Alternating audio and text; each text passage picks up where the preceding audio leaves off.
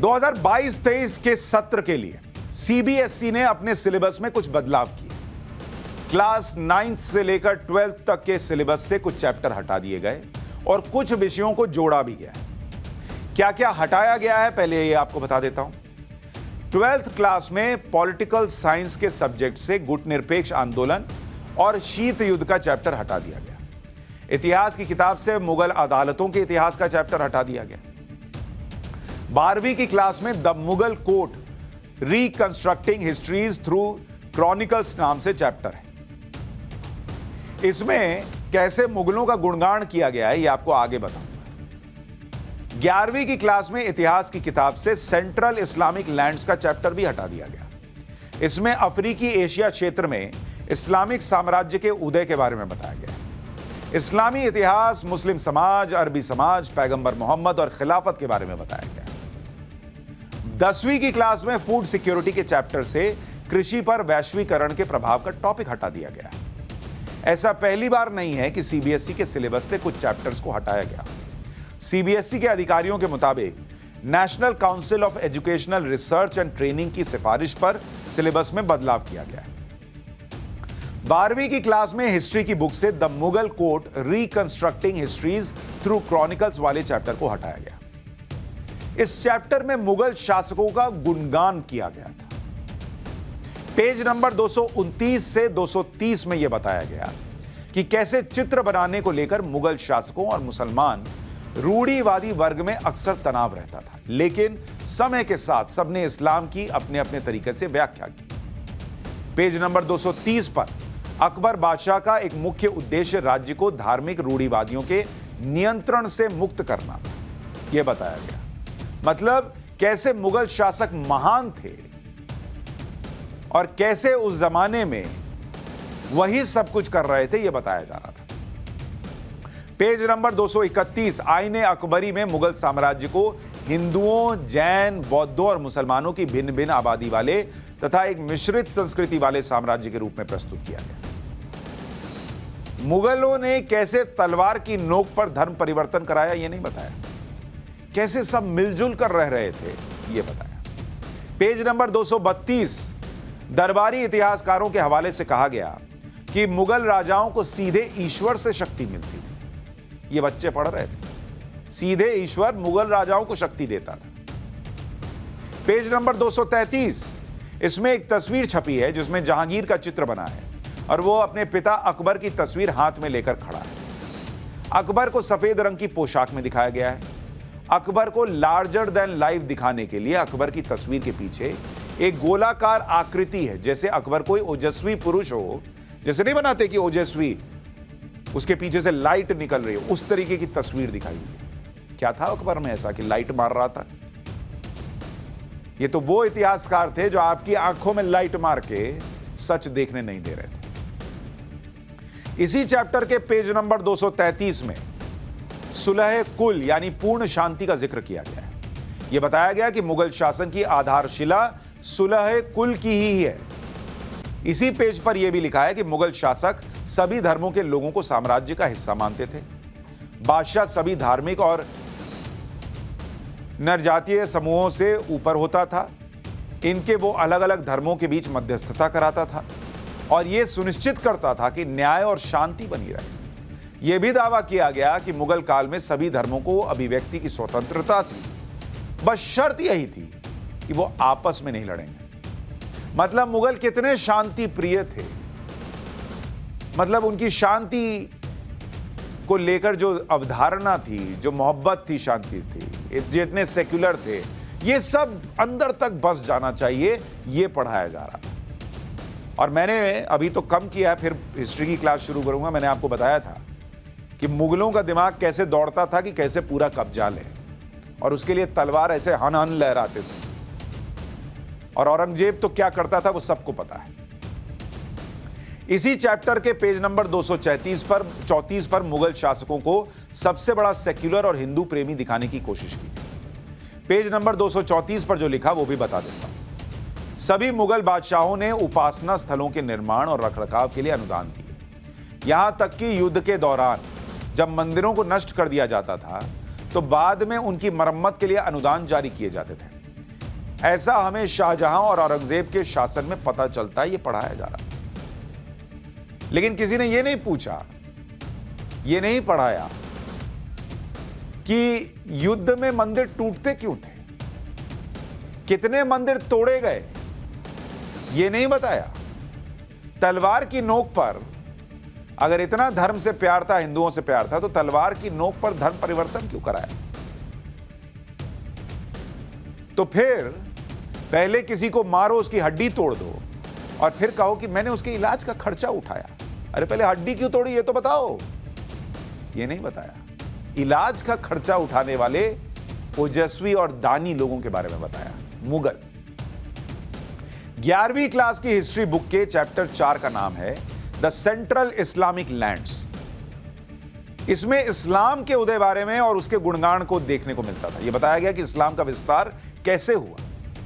इस चैप्टर में लिखा है कि अब जब हम 21वीं सदी में प्रवेश कर चुके हैं, संसार के समस्त भागों में रहने वाले मुसलमानों की संख्या 1 अरब से अधिक है। वो भिन्न भिन्न राष्ट्रों के नागरिक हैं, अलग अलग भाषाएं बोलते हैं और उनका पहनावा भी अलग अलग किस्म का है।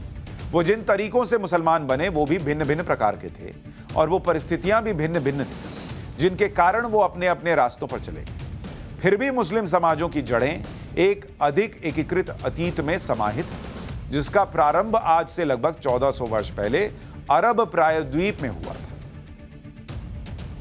बच्चे पढ़ रहे हैं इस्लाम कैसे बढ़ा और क्यों बढ़ा।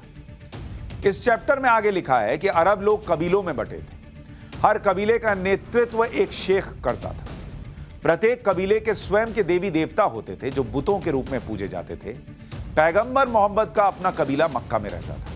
वहां के धर्म स्थल पर नियंत्रण था। इस स्थल का ढांचा घनाकार था, उसे काबा कहा जाता था, जिसमें बुत रखे हुए थे। मक्का के बाहर के कबीले भी काबा को पवित्र मानते थे, वो भी इसमें अपने बुत रखते थे। हर वर्ष इस इबादतगाह की धार्मिक यात्रा यानी हज करते थे। बच्चे पढ़ रहे थे ये सब। चैप्टर में आगे लिखा है कि सन 612 के आसपास पैगंबर मोहम्मद ने अपने आप को खुदा का संदेशवाहक यानी रसूल घोषित किया, जिन्हें यह प्रचार करने का आदेश दिया गया कि केवल अल्लाह की ही इबादत की जानी चाहिए। इबादत की विधियां बड़ी सरल थीं, जैसे दैनिक प्रार्थना, सलात और नैतिक सिद्धांत जैसे खैरात बांटना और चोरी न करना। पैगंबर मोहम्मद ने बताया कि उन्हें उम्मा के ऐसे समाज की स्थापना करनी है जो सामान्य धार्मिक विश्वासों के जरिए आपस में जुड़े। ये सब स्कूल की किताबों में बच्चे पढ़ रहे हैं कि इस्लाम में क्या था नहीं था, कैसे था कैसे नहीं था। बच्चे स्कूल में ये क्यों पढ़ रहे थे? इस चैप्टर में आगे लिखा है कि पैगंबर मोहम्मद के संदेश ने मक्का के उन लोगों को विशेष रूप से प्रभावित किया जो व्यापार और धर्म के लाभों से वंचित महसूस करते थे और अपनी नई सामुदायिक पहचान की बाट रखते थे। जो इस धर्म सिद्धांत को स्वीकार कर लेते थे उन्हें मुसलमान कहा जाता था। उन्हें कयामत के दिन मुक्ति और धरती पर रहते हुए समाज के संसाधनों में हिस्सा देने का आश्वासन दिया जाता था। मुसलमानों को मक्का के समृद्ध लोगों के भारी विरोध का सामना करना पड़ा, जिन्हें देवी देवताओं का ठुकराया जाना बुरा लगा और जिन्होंने नए धर्म को मक्का की प्रतिष्ठा और समृद्धि के लिए खतरा समझा। सन 622 में पैगंबर मोहम्मद साहब को अपने अनुयायियों के साथ मदीना कूच करने के लिए मजबूर होना पड़ा। पैगंबर मोहम्मद की इस यात्रा से इस्लाम के इतिहास में नया मोड़ आया। जिस साल उनका आगमन मदीना में हुआ, उस साल से मुस्लिम कैलेंडर यानी हिजरी सन की शुरुआत हुई। पूरा चैप्टर इसी पर है कि कैसे बुतों का विरोध करने पर पैगंबर मोहम्मद साहब को विरोध झेलना पड़ा और कैसे जब कयामत आती तो मुसलमानों को किस तरीके से उनके साथ ट्रीटमेंट होता और कैसे दूसरों के साथ होता। अब आप सोचिए ये बातें आप बच्चे को स्कूल में आपके बच्चे को क्यों पढ़नी चाहिए? क्यों पढ़नी चाहिए, मैं ये पूछ रहा हूं। उसे अगर धर्म के बारे में पढ़ना है वो अपने घर में पढ़ेगा, वो स्कूल में जाके धर्म के बारे में क्यों पढ़ रहा है? आगे चैप्टर में लिखा है कि मुसलमान मक्का के काफिलों पर छापे भी मारते थे।